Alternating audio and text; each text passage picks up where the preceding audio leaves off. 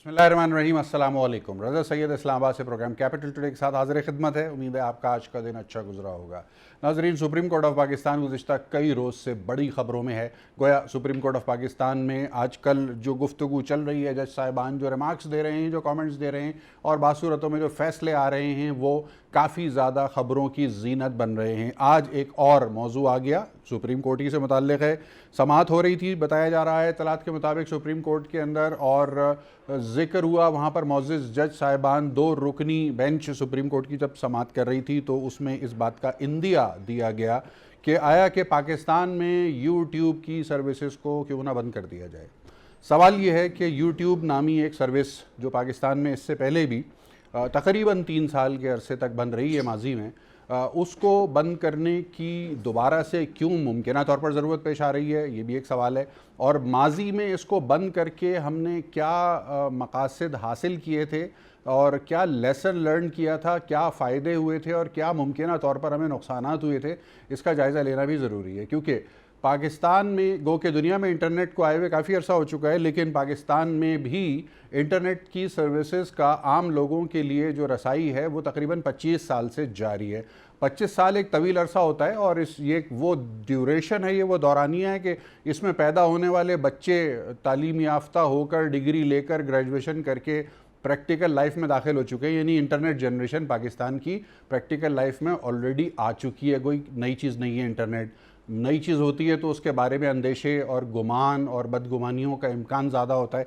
एक ऐसी सर्विस जो 25 साल से पाकिस्तान में चल रही है, उसके ऊपर आज भी 25 साल के बाद भी इस नौयत की गुफ्तगू हाईएस्ट फोरम्स के ऊपर होना यकीनी तौर पर एक पॉइंट ऑफ कंसर्न होता है और ख़बर भी बनती है और उसके ऊपर फिर राय आमा भी मोबिलाइज होती है। इस वक्त हमारे पास मौजूद हैं सीनियर सहाफ़ी भी हैं और डिजिटल राइट्स के हवाले से बहुत ज़्यादा मुतहर्रिक हैं एक तवील अरसे से, मोहतरमा फ़रीहा अज़ीज़ साहिबा।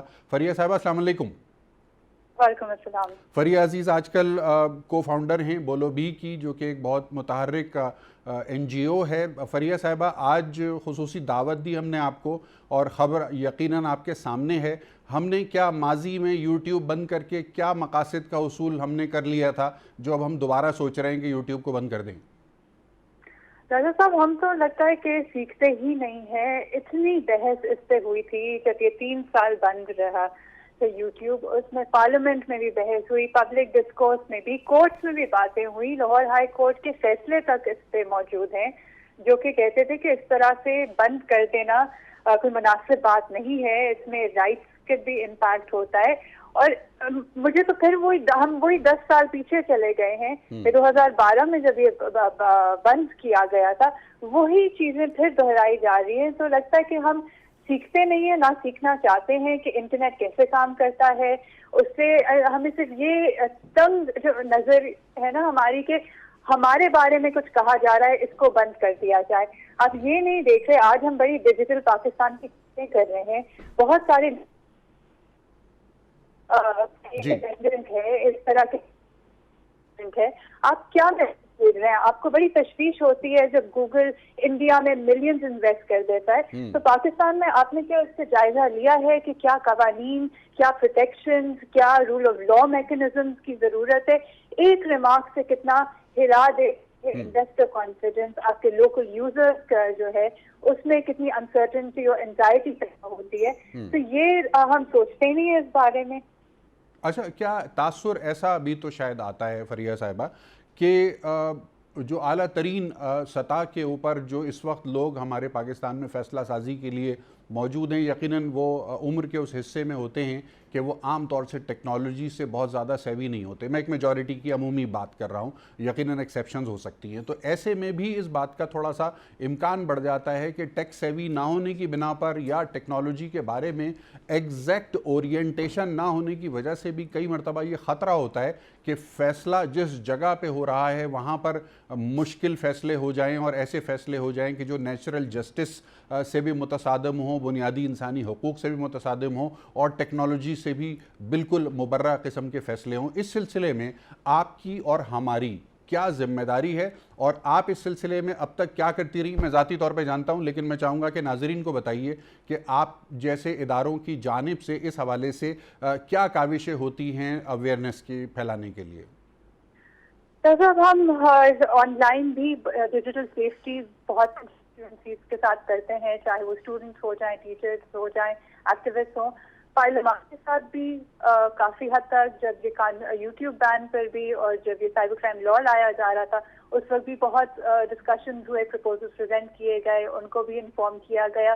یوٹیوب جب بین ہوا تھا اور اس کا چیلنج کیا گیا تھا لاہور ہائی کورٹ میں، تو اس وقت جسٹس منصور علی شاہ لاہور ہائی کورٹ میں تھے، وہ سن رہے تھے کہ انہوں نے بہت سارے ٹیکنیکل اور لیگل ایکسپرٹس کو ایز ایمکس کیورے، جس میں بھی ایک چیز وہاں اس کے ذریعے بھی کورٹ کو انفارم کیا گیا تھا۔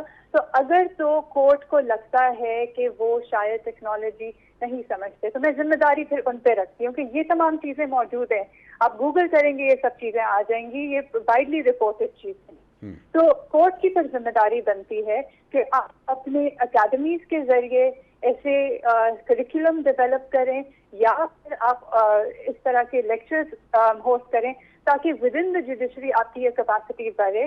دوسری چیز آپ ایمکس کیورے اپوائنٹ کر سکتے ہیں۔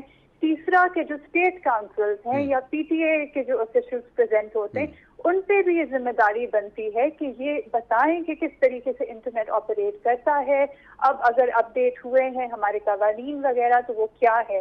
لیکن اس پہ ڈبیٹ ہی نہیں ہوتی، ڈسکشن ہی نہیں ہوتا، بہت سرسری طور پہ صرف ایک رائے قائم کر لی جاتی ہے، اور وہ رائے، اس رائے کو قائم کرنے کی بنیاد کیا ہے، یہ ہمارا صرف ایک سپوزیشن، پری کنسیو نوشنز پہ نہیں چل سکتی چیزیں۔ صحیح ہے، بہت ہی اہم نقطہ آپ نے اٹھایا ہے۔ اسٹوڈیو میں موجود ہیں اس وقت ہمارے ساتھ پاکستان تحریک انصاف کی رہنما رکن قومی اسمبلی محترمہ غزالہ سیفی صاحبہ، بہت بہت شکریہ، قیمتی وقت آپ نے دیا۔ موضوع آپ کے سامنے انفولڈ ہو رہا ہے۔ فریحہ نے بڑا اچھا نقطہ اٹھایا ہے، اور آپ کیونکہ خود میرے علم میں ہے کہ آپ ایس ڈی جیز کے حوالے سے بہت متحرک رہتی ہیں، ٹیکنالوجی پہ بھی آپ کی نگاہ ہے۔ فریحہ کا شکوہ یہ ہے، اور میں بھی اس سے کسی حد تک متفق ہوں، کہ جو ہمارے فیصلہ ساز ہیں، چاہے وہ پارلیمان میں ہوں یا اعلیٰ عدالتوں میں ہوں، کئی مرتبہ ہمیں ایسا لگتا ہے کہ ہمارے فیصلہ سازوں کو تھوڑی سی اورینٹیشن کی کمی نظر آتی ہے، خاص کر جب ٹیکنالوجی سے ریلیٹڈ معاملات آتے ہیں، اور اس میں پھر ہمیں یہ ڈر لگتا ہے کہ لیجئے جناب بین ہو جائے گا، کیونکہ پتہ نہیں ہے اس کے بارے میں فیصلہ کرنے والوں کو، تو وہ اٹھا کے اس کو بین کر دیں گے۔ ماضی میں ہو چکا ہے یوٹیوب بین، کیا کہیے گا اس کے اوپر؟ کتنی حقیقت ہے اس بات میں کہ ٹیکنالوجی میں اور قانون میں اورینٹیشن کا گیپ پایا جاتا ہے ہمارے یہاں؟ شکریہ رضا، آپ نے مجھے پروگرام میں مدعو کیا، اور میں یہ سمجھتی ہوں کہ ہماری گورنمنٹ تو سب سے زیادہ ٹیکنالوجی کے اوپر کام کرنا چاہتی ہے۔ ہم چاہتے ہیں کہ وے فارورڈ جو ہے وہ تھرو ٹیکنالوجی ہی ہوگا۔ سائنس اینڈ ٹیکنالوجی کی ایک الگ منسٹری ہے جس پہ کام ہو رہا ہے، جو آپ دیکھ سکتے ہیں کہ بہت ساری ایسی چیزیں ہوئی ہیں جو وینٹیلیٹرز جو ایک اسکیئرس کموڈٹی تھی، ڈیجیٹل پاکستان کا انیشیٹو، وینٹیلیٹرز جو ابھی کووڈ-19 سچویشن جس سے ہم ابھی گزر رہے ہیں، جہاں پہ آپ پاکستان کے اندر ventilators were very political ventilators ہوتے تھے، ہر ہسپتال میں 2 یا 3، وہ اب پاکستان میں خود بننے لگ گئے۔ اٹس سچ اے وے، آئی مین اتنی پازیٹیو چیز ہوئی ہے۔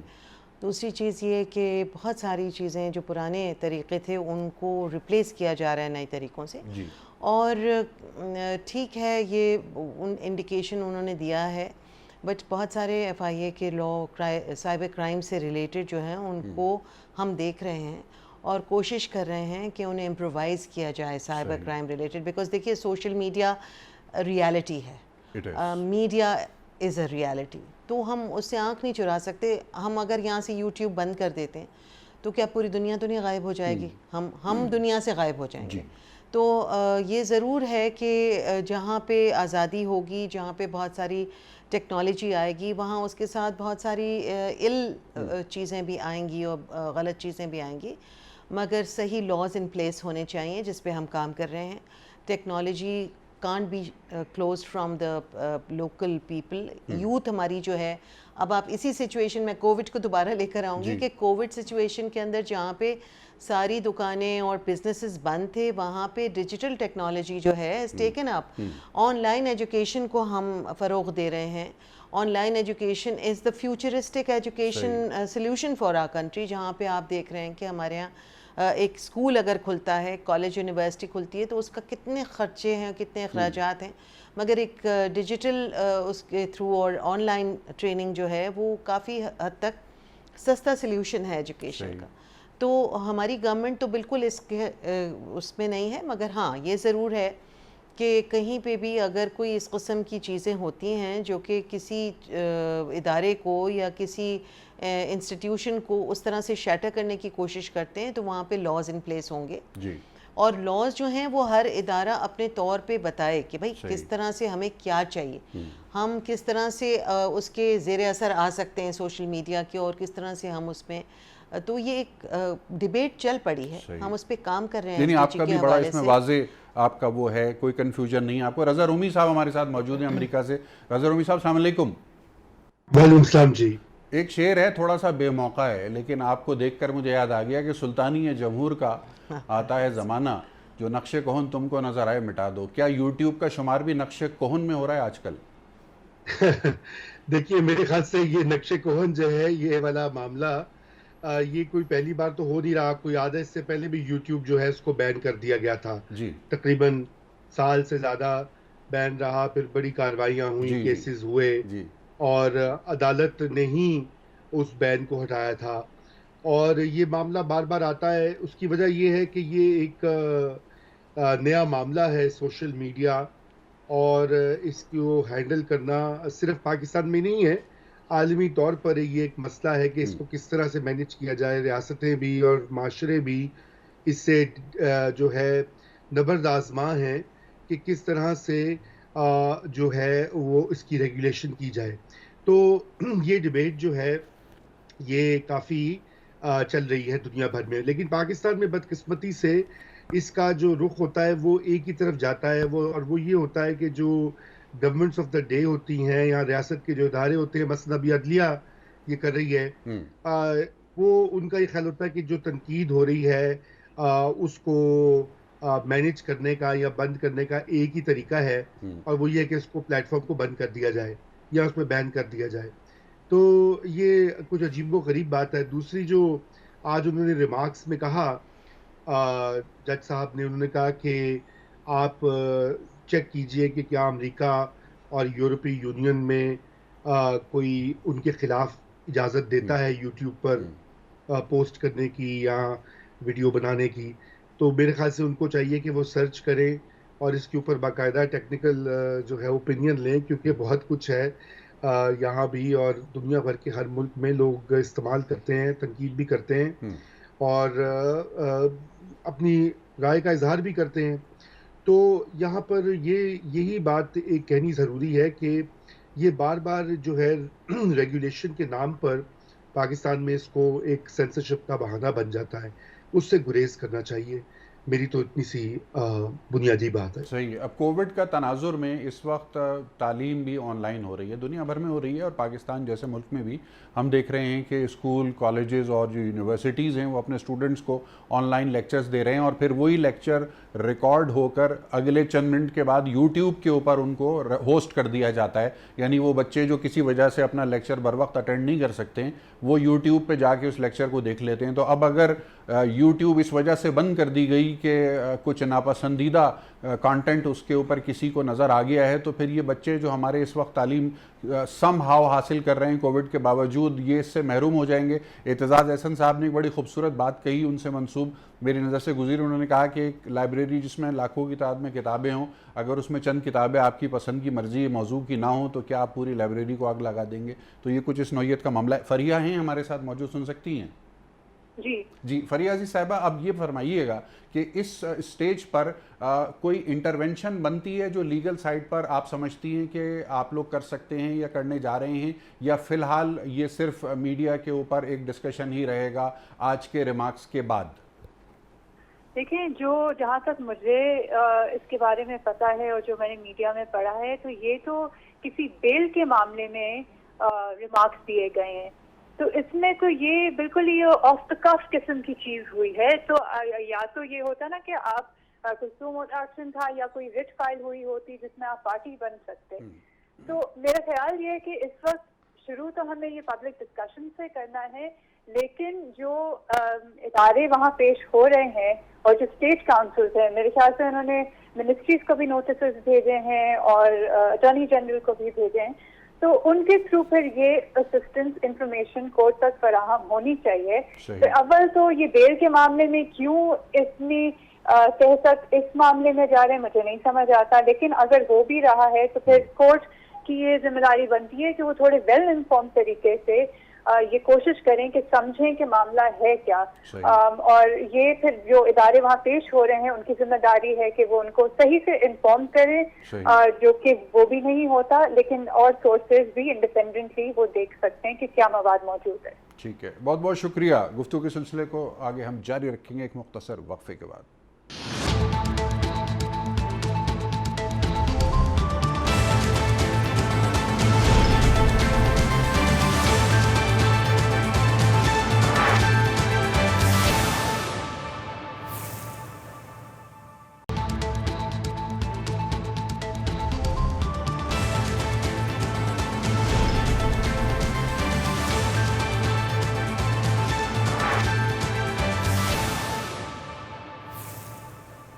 وقفے کے بعد خوش آمدید. ہمارے ساتھ اسٹوڈیو میں موجود ہیں پاکستان تحریک انصاف کی رہنما رکن قومی اسمبلی محترمہ غزالہ سیفی صاحبہ. سسٹینیبل ڈیولپمنٹ گولز دنیا میں اس کے اوپر کام ہو رہا ہے، اور خوشائن بات یہ ہے کہ پاکستان میں اور موجودہ حکومت اور موجودہ پارلیمان بھی سسٹینیبل ڈیولپمنٹ گولز کے اوپر بہت سنجیدگی کے ساتھ فوکس ہے. گو کہ ہماری انٹرنیشنل اوبلیگیشن ہے، سگنیٹری ہیں ہم اس کے ایک ملک کی حیثیت سے، لیکن کچھ آگاہ کیجیے گا ہمارے ناظرین کو کہ اس وقت پارلیمان کی سطح کے اوپر SDGs کے حوالے سے کیا پیش رفت ہو رہی ہے. دیکھیے، ہم نے اس کو بہت سیریسلی لیا ہے ہماری گورنمنٹ نے.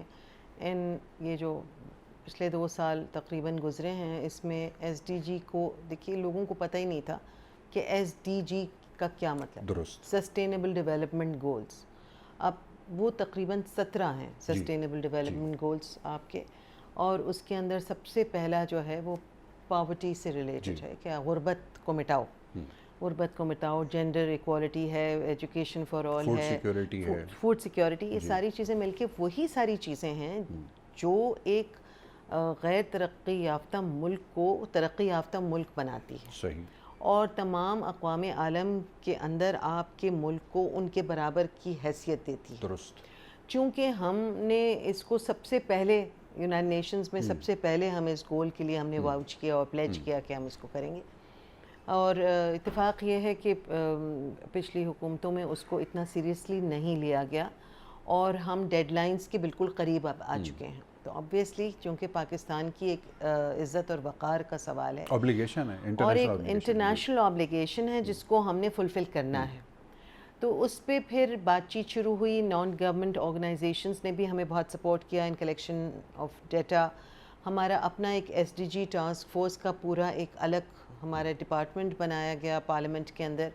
پارلیمنٹری انوالومنٹ ہمارے جو کالیگز ہیں، فتیانہ صاحب لیڈ کر رہے ہیں، اور دوسرے کہ ہماری ڈفرینٹ جتنی بھی پولیٹیکل پارٹیز ہیں بغیر کسی پارٹی کا لحاظ اس کا کیے ہوئے اپنی پارٹی کا، وہ اس گولز کے بارے میں بڑی سیریس ہیں، اپنا حصہ ڈال رہے ہیں. ہاں، خاص طور پہ خواتین جو ہیں وہ بہت سیریس ہیں، اور چاہے وہ کسی بھی پارٹی سے ہوں. اور بیٹھ کے ہماری اکثر و بیشتر میٹنگز ہوتی ہیں جس کے اندر ہم we help drafting the law also, اور ہم سب بیٹھ کے اس کے بارے میں میرے خیال میں کچھ گولز جو ہیں وہ ہم کوشش پوری ہے کہ ہم جو ہمارا ایک گیون ٹائم ہے اس میں ہم اس کو اچیو کر لیں گے. کیونکہ جب تک بحث نہیں ہوگی، بات نہیں ہوگی، ملاقات نہیں ہوگی، لوگوں سے اس کے بارے میں بتایا نہیں جائے گا، تب تک. اس حوالے سے قانون سازی کچھ ہوئی ہے اب تک؟ قانون سازی دیکھیے، جب یہ چائلڈ ابیوز بھی اس سے ہی ریلیٹڈ تھا، جب ہم اس کے بارے میں بات کر رہے تھے زینب الرٹ بل کا، اس کو بھی ہم نے کیا تھا. ابھی یہ چائلڈ ابیوز سے ریلیٹڈ جو ہیں لاز، اس پہ بھی ہماری ابھی میٹنگ ہونے والی ہے. تو ہم کوشش یہ کر رہے ہیں مسلسل کہ جو ایک بیسک معاملات ہیں ایجوکیشن کے، فوڈ سیکیورٹی کے، چائلڈ پروٹیکشن کے، ویمن کی ایکوالٹی کے، ان ساری جو اہم معاملات ہیں ان کو دیکھا جائے، اور پاورٹی کو ختم کیا جائے اپنے ملک سے. یہ ایک خواب نہیں ہے، بلکہ اس کو اگر ہم جب with 65% youth population and more than 50% of women population.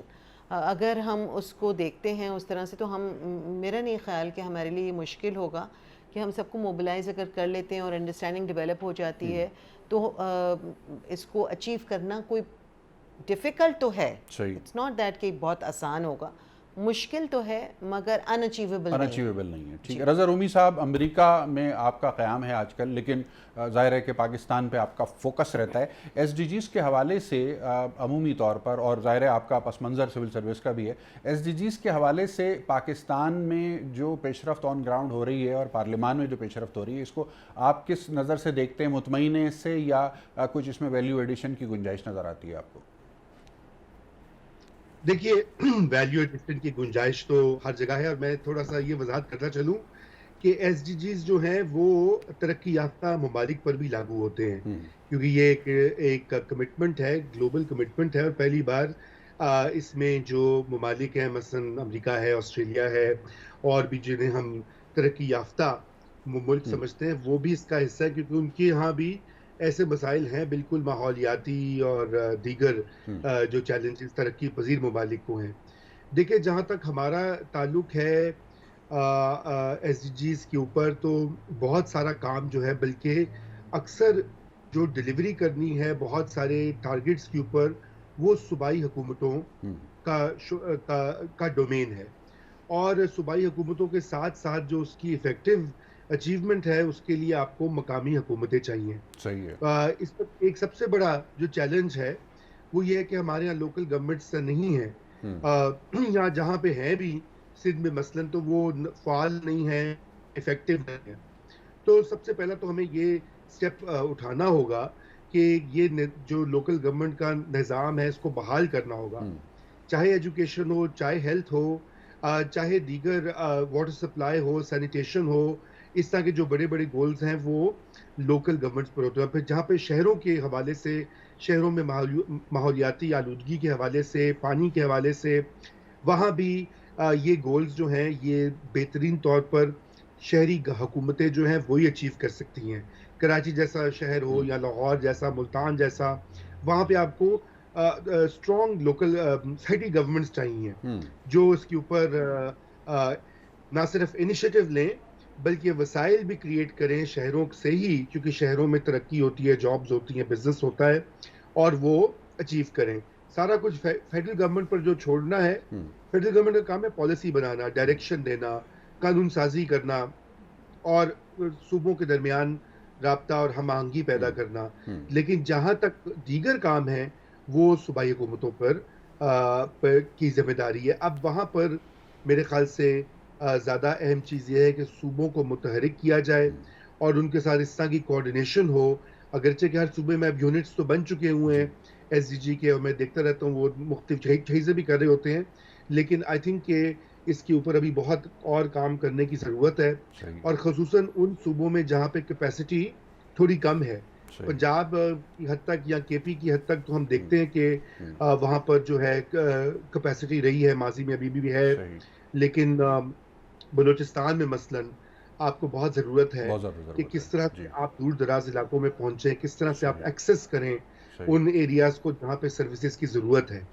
تو فریح عزیز ہمارے ساتھ موجود ہیں. Digital transformation sustainable development goals کے حوالے سے ایک بہت بڑا چیلنج ہے پاکستان میں. ڈیجیٹل ٹرانسفارمیشن کی جو صورتحال ہے اس سے کس حد تک مطمئن ہیں آپ؟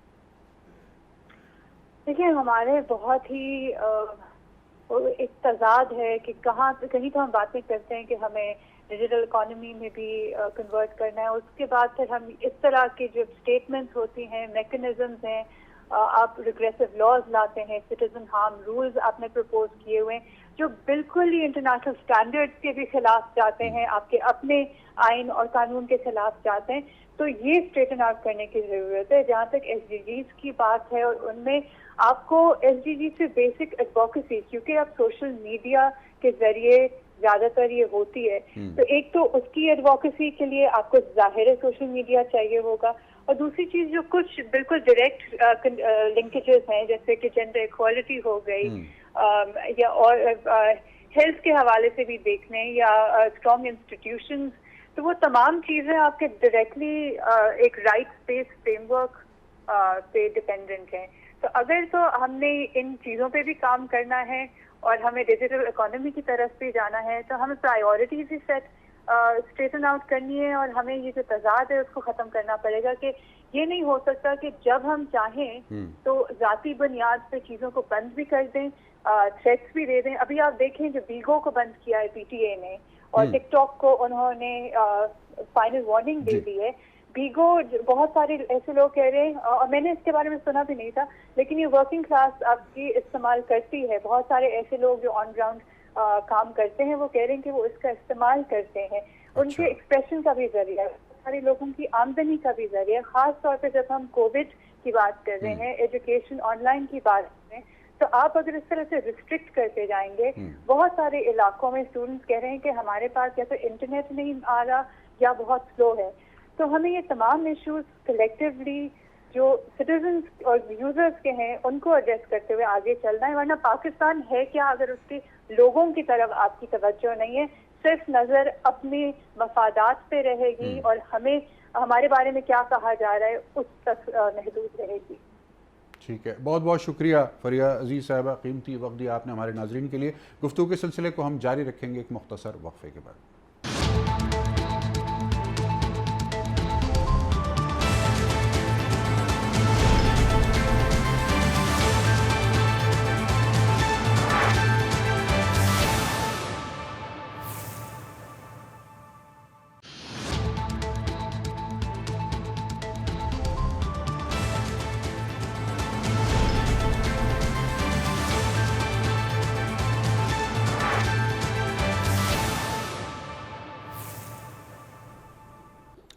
وقفے کے بعد ایک مرتبہ پھر خوش آمدید. ناظرین, آج 22 جولائی ہے. 1987 22 جولائی کو پاکستان میں ایک بچہ پیدا ہوا, ایک بچہ جو بہت نوجوانی میں جس نے اس وطن پر اپنی جان نچھاور کر دی. آج ہم ذکر کر رہے ہیں لیفٹیننٹ یاسر عباس شہید. پاکستان نیوی سے تعلق تھا. 22 جولائی 1987 کو لاہور میں ان کی پیدائش ہوئی. کرنل جعفر عباس کے گھر میں پیدا ہوئے اور پاکستان نیوی انہوں نے جوائن کیا. یہ واقعہ ہے 22 مئی 2011, پی این ایس مہران بیس کراچی اشارہ فیصل. دہشت گردوں نے حملہ کیا رات کی تاریکی میں, اور لیفٹیننٹ یاسر عباس اس وقت وہاں موجود تھے, وہ پوسٹڈ تھے وہاں پر. انہوں نے اپنے کولیگز کے ساتھ دفاع کیا اس ساری کارروائی کا, اور ایک کافی دیر تک انہوں نے ریزسٹنس دی ان دہشت گردوں کو جو کہ عالمی دہشت گرد تھے تربیت یافتہ, اور جس کے نتیجے میں انہوں نے 12 گولیاں جو ہیں وہ اپنے سینے پر سامنے سے لیں اور جام شہادت نوش کیا. آج یاسر عباس شہید کی سالگرہ ہے اور ہمارے ساتھ موجود ہیں یاسر کے والد کرنل جعفر عباس صاحب. کرنل صاحب السلام علیکم. السلام علیکم. کرنل صاحب, آج یاسر عباس شہید کی 33ویں سالگرہ ہے اور ہم یاد کر رہے ہیں آپ کے ساتھ مل کے آپ کے بیٹے کو. پاکستان کے اوپر احسان کرنے والوں میں آپ کے بیٹے کا نام بھی شامل ہے. آج اس وقت بتائیے گا کہ آپ لوگ کہاں موجود ہیں؟ یاسر کی قبر پر آپ لوگ گئے اور اس وقت وہاں موجود ہیں؟ بالکل, اس وقت ہم ساری فیملی اس کے پاس بیٹھے ہوئے ہم لوگ سب, اور جیسے وہ یعنی چراغاں کر رہے ہیں, پھول ہیں, کیک کاٹ رہے ہیں, مطلب ساری فیملی, بچے, میری بیٹیاں اور سارے لوگ, بہن بھائی سب آئے ہوئے ہیں, لوگ آئے ہوئے, سب آئے ہوئے ہیں یہاں پر. اور تقریباً مغرب کے بعد آ گئے تھے, تو ابھی بیٹھے ہم تھوڑا, اس کے بعد انشاءاللہ قرآن خوانی کریں گے اور پھر دعا مانگیں گے پاکستان کی سلامتی کے لیے, اپنے ملک کی ترقی کے لیے, اور تمام شہداء کی بلند درجات کے لیے جنہوں نے پاکستان کے لیے جانیں دی ہیں. کرنل صاحب, 23 سال اور 10 ماہ عمر تھی یاسر کی جس رات اس نے شہادت پائی ہے. آپ کے بیٹے کا کیا بچپن سے اسی طرف رجحان تھا؟ اتنی کلیئرٹی انسان کو اپنی زندگی کے بارے میں اور اپنی شہادت کے بارے میں کہ اس نے 12 گولیاں اپنے سینے پہ کھا لیں اور ایک گولی بھی اس نے اپنی کمر پہ نہیں کھائی. کیا تربیت کی تھی آپ نے اپنے بیٹے کی؟ بس یہ ہمیں اس ذات نے ہمیں عطا کیا ایک تحفہ, جو یعنی جس نے ہمارے ساتھ چل کے اور ہمارا نام روشن کیا, پاکستان کا نام روشن کیا. اور جو آپ نے پوچھا کہ بچپن سے, تو وہ بچپن سے ہی کسی بڑے کام کرنے کی نیت سے تھا. چھوٹے کلاس 2 کلاس 3 میں بھی تھا تو یہی کہتا تھا کہ حالانکہ پوزیشن ہولڈر تھا, ڈسٹنکشن ہولڈر تھا اور بڑے اچھے نمبر لینے والا, ٹاپ موسٹ کلاس میں رہنے والا, لیکن ایون دین وہ یہ کہتا تھا یہ چیزیں میرے لیے کچھ نہیں ہے، حالانکہ بہت چھوٹا ہوتے ہوئے یہ بات کرتا تھا کلاس 3 کلاس 4 میں، اور یہی کہتا تھا میں کوئی بڑا کام کروں گا. جیسے جیسے عمر بڑھتی گئی ویسے ویسے اس نے اپنے آپ کو اور زیادہ یعنی اس طرف ٹریننگ اس کی ایسے ہوئی کہ بس عزت کی عزت دی اس نے، اور ہمیں بھی عزت دی اور ملک کے لیے بھی جان دی. اور خود یعنی میں یہ کہتا ہوں کہ جو ہم لوگ 60 70 سال کی عمر میں کچھ نہیں کر سکے، اس نے 23 سال کی عمر میں سارا کچھ 24 سال کی عمر میں کمپلیٹ کر کے وہ جناب چلا گیا یہاں سے اور سرخرو ہوا. بے شک بہت یہ پاکستان سے محبت تھی، یقین کریں پاکستان سے محبت تھی، وردی سے محبت تھی اور اپنے دین سے محبت تھی. یقین کریں مطلب اس کے الفاظ یہی تھے کہ میں مطلب اپنے ملک کے لیے جان دے دوں گا، جب بھی کوئی موقع ملا میں ثابت کر دوں گا کہ ہم لوگ جو ہیں وہ کسی سے ڈرنے والے نہیں ہیں. اور ایک بات اور میں کہوں گا کہ آخری بالکل اس کے دنوں میں ایک آدھ دن پہلے اس نے اپنے فیس بک پہ اپنا اسٹیٹس اپڈیٹ کیا تھا، hard to bear unbearable need guts. جو ممکن ترجمہ بنتا ہے اس کا یہی ہے کہ مطلب یعنی ناممکن کو ممکن تو بنایا جا سکتا ہے لیکن پھر اس کے لیے گٹس چاہیے، اس کے لیے ہمت چاہیے.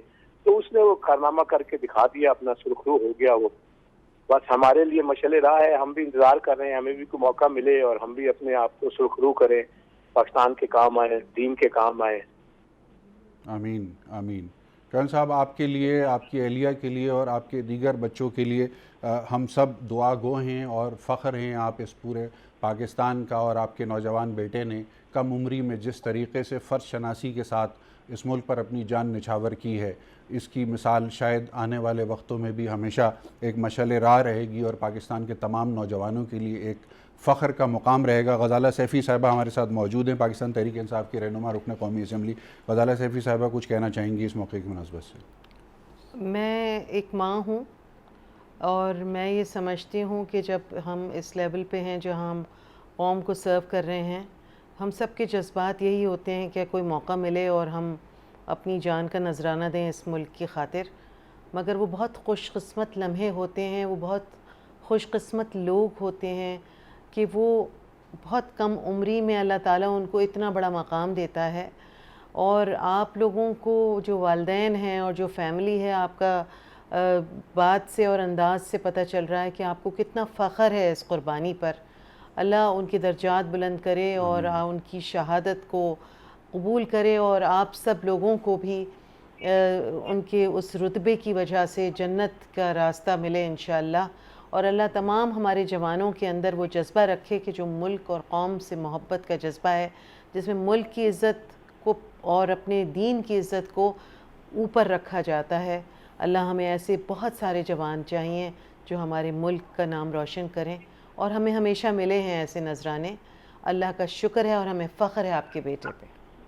رضا رومی صاحب، بہت دعائیں آپ کے لیے، بہت دعائیں میری طرف سے. بس ایک میسج یہی ہے کہ ڈرنے کی ضرورت نہیں ہے کسی سے بھی، اور یہ بھی کہ پاکستان کوئی آئے گا نہیں پاکستان کی مدد کرنے، ہم نے اپنا کام خود کرنا ہے. اور انشاءاللہ مولا کرم کرے اور ہم سرخرو ہوں گے، اور دیکھیے گا پاکستان دنیا میں عظیم ترین ملکوں میں سے قوم سے ایک ملک ہوگا انشاءاللہ. جی کرن صاحب، ہمارے ساتھ رضا رومی صاحب بھی موجود ہیں امریکہ سے. رضا رومی صاحب، ویسے تو یاسر پورے پاکستان کا فخر ہے، لیکن آپ کے شہر لاہور سے تعلق ہے یاسر کا. یاسر کے والد ہمارے ساتھ موجود ہیں، کچھ کہنا چاہیں گے آپ؟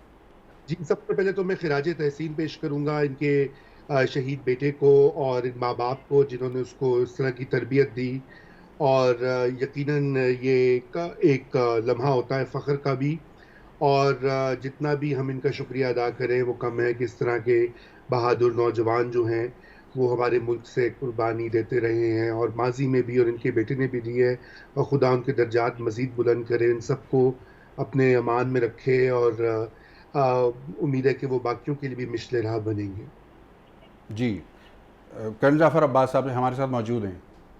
جی میں سن رہا ہوں. اچھا کرن صاحب، ہمیں یہ جب بعد میں تفصیلات سامنے آئیں تو ہمیں معلوم ہوا کہ پی این ایس مہران بیس کے اوپر اس وقت کچھ غیر ملکی پاکستان کے مہمان بھی موجود تھے جو وہاں پر اپنی خدمات انجینئرنگ کے حوالے سے فراہم کر رہے تھے، اور یاسر عباس کی انٹرونشن ہی دراصل وہ مومنٹ تھا، ڈیسائسو مومنٹ تھا کہ جس نے ان چینی انجینئرز کی جان بچا لی اور ان کو ریسکیو کرنا ممکن ہو سکا. بصورت دیگر جو دہشت گرد آئے تھے، شاید ان کا اولین ہدف وہ چینی انجینئرز بھی تھے. اگر 2 منٹ دیں تو میں تھوڑا سا جی ضرور ضرور. وہ ہوا یہ تھا کہ یاسر بیسیکلی ایروناٹیکل انجینئر تھا, تو اس کی کوئی آپریشنل ٹریننگ یا اینٹی ٹیررسٹ ٹریننگ یا ایک جو ہوتا ہے نا فرنٹ لائن ٹریننگ والی اس کی پروفیشن نہیں تھا. لیکن وہ اس دن اس رات کو ڈیوٹی پہ تھا, تو جب یہ اٹیک ہوا تو آپ یقین کریں, میں آپ کو بتاؤں کہ یعنی وہ تقریباً 2 کلومیٹر دور تھا اپنے جس جگہ اٹیک ہوا ہے جہازوں سے, اپنے ڈیوٹی روم میں موجود تھا.